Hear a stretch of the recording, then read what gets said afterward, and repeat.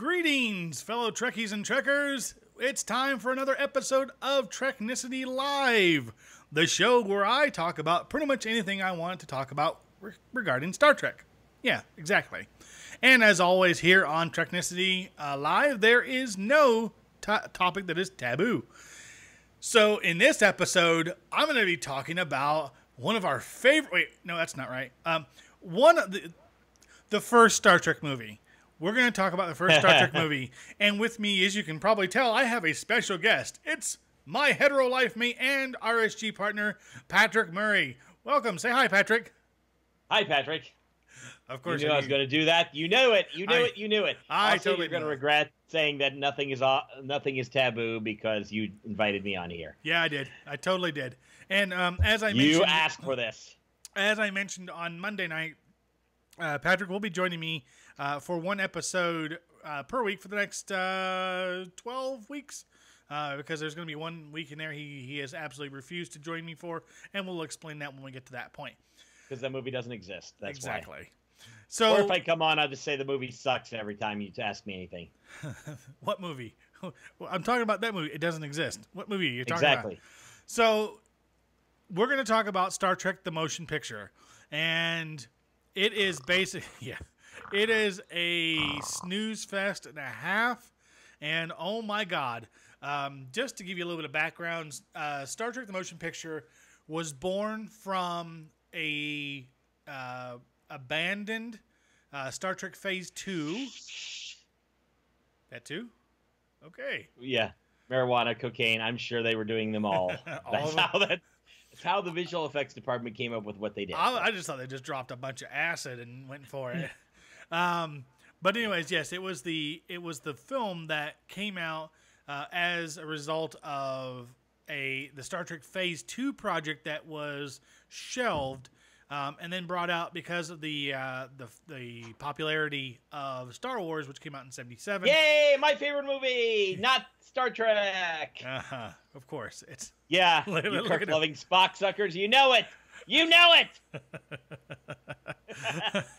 So get that one out of the way. They throw Gene Roddenberry at the helm for this one, and what? Oh, what did I do? Oh, I think I canceled the call with Patrick. How did I do that? Oh, my goodness. Let's get him back.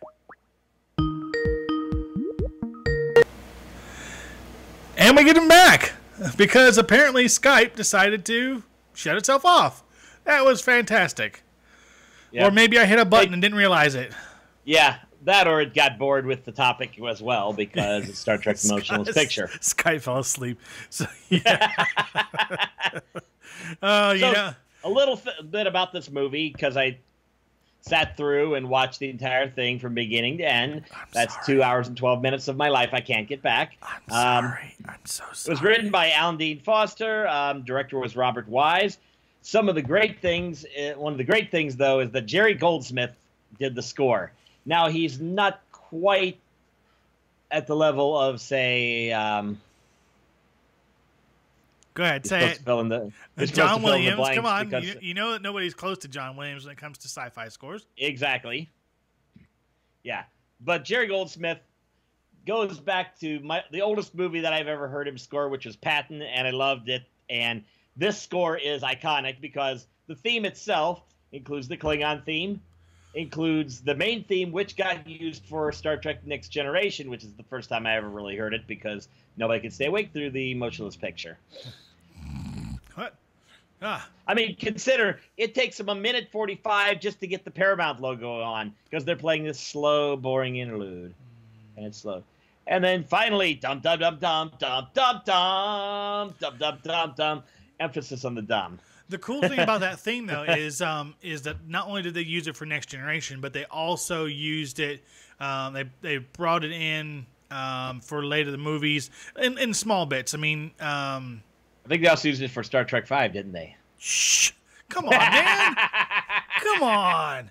That's not even fair. Because we all know that Star Trek V sucks, but at least it exists. Yeah, exactly. So yeah, go ahead.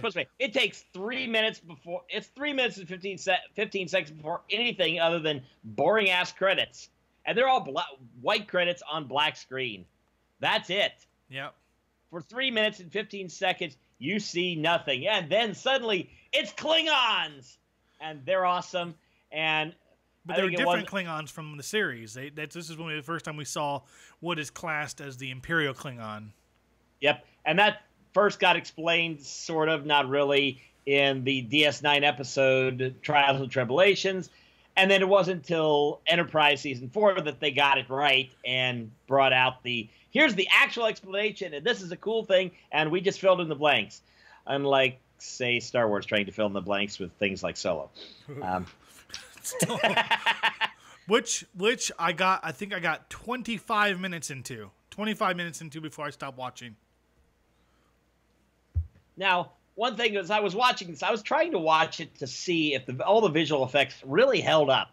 I mean, it's somewhere between Star Wars and Empire, so you're getting that level of quality. Right. They hold up mostly. You can see some occasionally when you got people on the screen, it looks obviously stiff. Yeah. But the ships are beautiful. The effects are good for its era. Yeah. And it mostly holds up. In fact, the story itself holds up even as I watch through it. Even though sometimes and mention you mentioned the ships look beautiful. I just want to remind everybody that ship was the design and the work of Andy Probert, who is a god amongst Trek designers. Yeah, the second design of the Enterprise, I'll kind of refer to you more as Enterprise A, even though technically it's the first Enterprise. Yep, it's the refit of the original. But yeah, it's the Enterprise A design. So we'll just go with that. So the movie starts with the Klingons getting their ass kicked by this big cloud thing. Then we finally, after a while, cut to San Francisco, where, of course, we get our obligatory Golden Gate Bridge porn. Yep. Because you've got to have it. Hey, it's San Francisco. Let's put the Golden Gate Bridge in there. And wait a minute. What about space pajamas? Oh, yeah.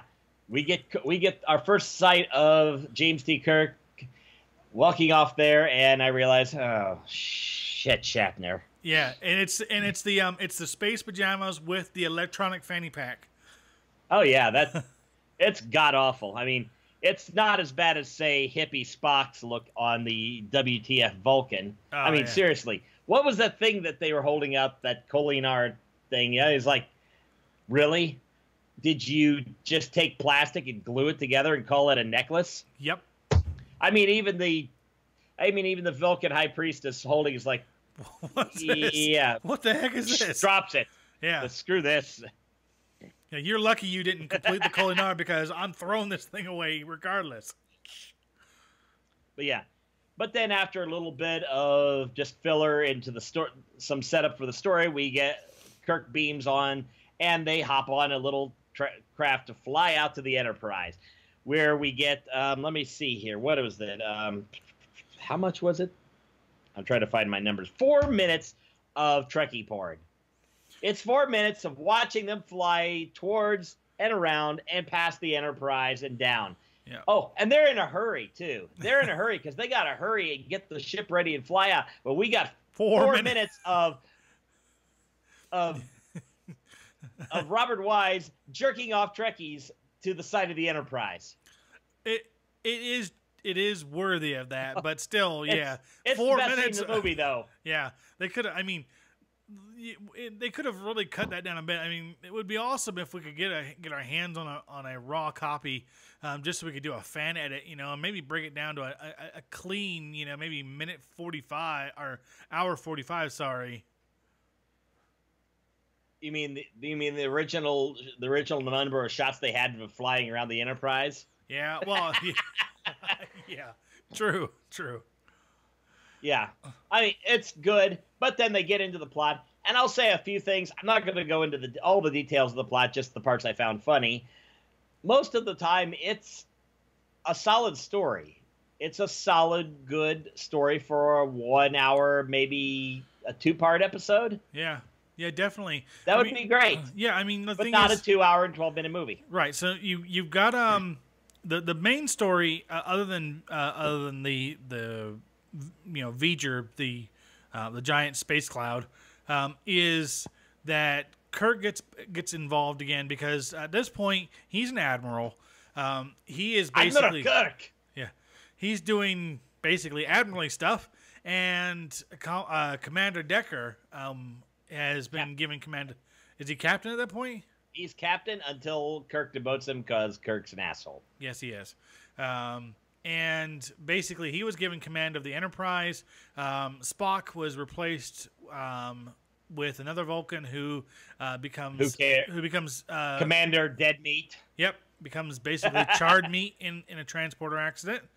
And of course, so we take off without a Vulcan or a science officer. They end up putting, I think, Chekhov in that role briefly.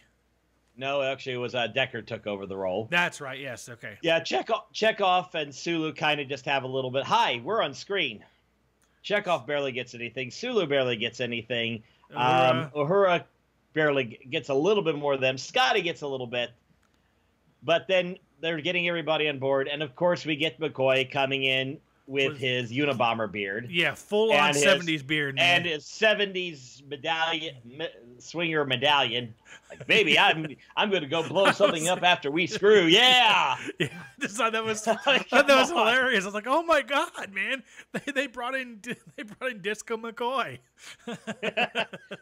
Then we get to Lieutenant Ilea, who is Delton. And apparently they had to have an oath of celibacy because she was going to be serving with Kirk. That didn't stop her from making doomy eyes at Decker every second she could. Yeah, just a little bit of trivia on that one.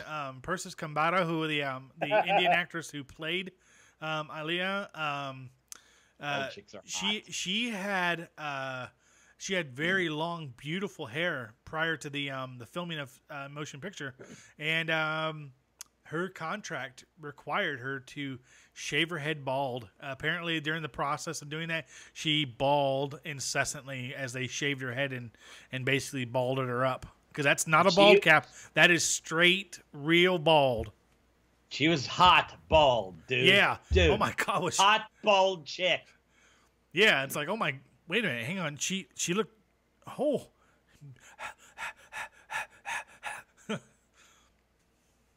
Yeah. Okay. So they finally take another 5-10 minutes. They take another 5 minutes to get the ship out. Actually, I think it was only a minute or two to get out to where there's something happening. They fly out slowly, then they speed up, and yeah, it's more. Yay, Trekkies, come here! Yeah, more Trek porn. Yeah, pretty much. So then they have their little fun with the wormhole, which is caused by very slow, and we get everybody doing this the whole time, and you can tell they're acting because nobody's synchronized, and they're all like, that's right, they're all like this. Pump left, pump left, everybody run to the left, everybody run to the right. Oh man, yeah. Oh, that messed my color up. Hang on a second. There we go. Oh, you looked much better. Wait a minute, hang on. Oh yeah, oh that's even way better. Right? That's totally better. Okay. So yeah, the wormhole is caused by an imbalance in the warp drives. They knew it was going to happen. They got warning, so they end up using the photon torpedo to shoot the asteroid, and they was caught in the wormhole with them. And then it went boom, and it pushed them out of the wormhole, and then they were able to fix things and then take off properly. Well, Spock shows up, so and of course this is the first time of 2 or 3 times where he comes on and I am Vulcan and I have no personality whatsoever and I'm just going to stare off into space because I haven't learned even basic courtesy. Yes, Spock at the beginning of his course is more robotic than Ilea Bot later. Oh my God! I'm going to assume that if you have not, I'm not going to say spoiler alert because if you have not seen this movie by this point, yeah, you have a great probably good reason. Yeah. Yeah, I mean, we're talking, what are we at, 40 years now since it came out? 40 years this year. Older than my baby mama. Yeah. Yeah. Let's not go there. Yeah. Let's see here. What other notes? So, yeah. In 38 minutes, so we're almost 40 minutes in, and they're finally out into space heading towards this thing. And the cool thing is, at this point, they worked the original Star Trek theme in. You just hear it. And it's just awesome. But right. Yeah. Yeah. So let's see here. So they go. So then they finally get to V'ger. Giant space and cloud. After the what? The giant space cloud. Yep, pretty much. And they start flying through it. And they fly after not getting blown up by it. They start flying into it. Now it's important to note here the reason why they didn't get fried by it is because the attempt by V'ger to communicate was actually the old style radio, which will be important later. Correction, this was the really high super fast version. Oh, okay, gotcha. Yeah. It's not till the end that they get to the really old radio. See, he didn't watch this. I watched it. I haven't watched it for a long time, but I was pretty sure that the reason what stopped the energy burst from frying them was the fact that they responded back with old radio, or whatever they did. So they do. So of course they then start flying in, and they keep flying in, and they're flying in. And I think I sent you a screenshot. You weren't sure whether it was video. I had to clarify this was not video. This was a picture because it just takes forever. 10 minutes of them flying into this thing. 10 minutes. Somehow I stayed awake for that. I don't know why. Then of course they get in there and they fly through. Let's see here. Oh, okay. First, then of course, hot bald chick gets probulated into nothingness. And then they get sucked into a giant space anus. The outer anus, that is. The outer, yeah. Seriously, it's a giant space anus. It sucks them in, and they're stuck inside V'ger. So after that, they fly in further and get to the inner space anus. Yes, there are two anuses. Is this before or after? Double ass action. Is this the double? Is this before or after the giant probulator laser comes in? Or that was before, wasn't it? That was actually before the first space anus. They get to the first space anus. She gets probulated. They get pulled in and fly to the second space anus. And that's when Robo Ilea pops up wearing a, how shall I say this? I'm glad she shaved. Yeah. I am glad she shaved. If there was no margin for error. Yeah, if there was a stiff breeze on the Enterprise, it would have been a whole different movie. McCoy would have had a use for that medallion. Hey, baby. Hey, Lieutenant Ilea. And of course, now she's Robo Ilea, and I speak like this for V'ger, and I am all robotics except when I look at Decker with doomy eyes.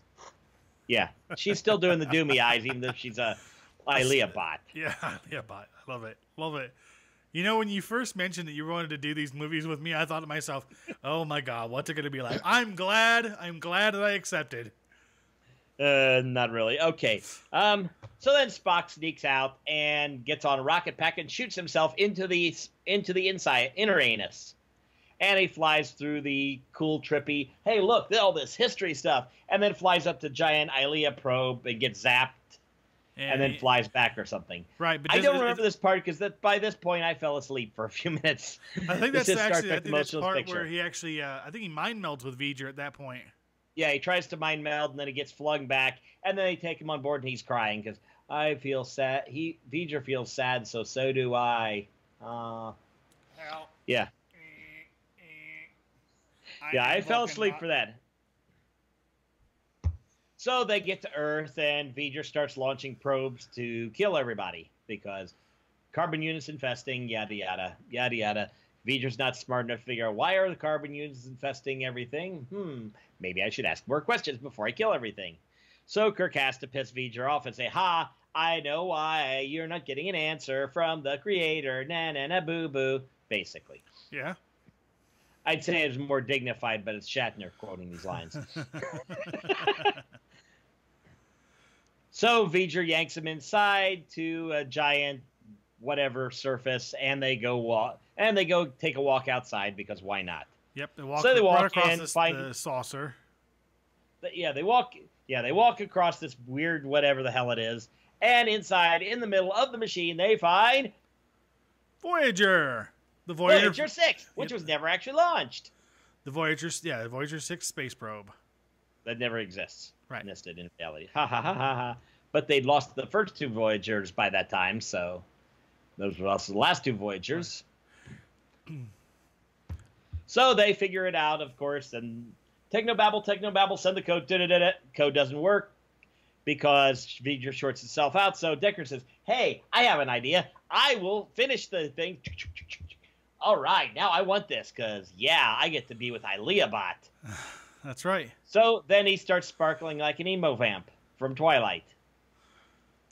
And then, basically, they beat V'ger by evolving V'ger, by Decker banging V'ger. Mm-hmm. Yeah. Space porn. It's basically a space porn. And then, of course, the ejaculation from V'ger as they run out, and then boom, big explosion, and it's the Enterprise, and they've survived, and yada yada. Mankind mission. Who gives a shit? Yeah, that's the movie. Yep, that's pretty. The story holds up. The video effects hold up for the most part. The music is kick-ass, but it's just too damn long. Okay, so out of 5 stars, what would you give it? Let's go with I'm gonna give it a 3 Vulcan signs. 3 Vulcan. We're going Vulcan hand size, not stars. Oh, I see. I've got another gesture for you if you don't. So we'll give it a 3 out of 5. 3 out of I was gonna say I'd give it a solid 3 out of 5 myself. One being Star Trek 5, and 5. If we were to scale it, 1 would be Star Trek 5, and Star Trek Nemesis. 5 on the scale would be 2 other movies that probably 3 movies that jump to mind. First Contact, The Wrath of Khan, Undiscovered Country, and the next movie we're going to talk about, which is The Wrath of Khan. That's right. So, so basically, we're going to cover each movie in sequence. The next one will be Star Trek II: The Wrath of Khan. In 1 week. That's right. So on one a week because you can't handle 3 days of me doing this. No, I couldn't actually. I actually kind of like doing by myself sometimes. So in the next episode, I like doing it myself too. Wait, what? Wait a minute. What did you say? Nothing. In the next episode, I'm going to be talking about Star Trek as a cultural phenomena, because why not? It's my show, and I'll talk about whatever the hell I feel like. Damn it. In the meantime, the hell you will. Say hell you will. That's the right. Hell. The hell.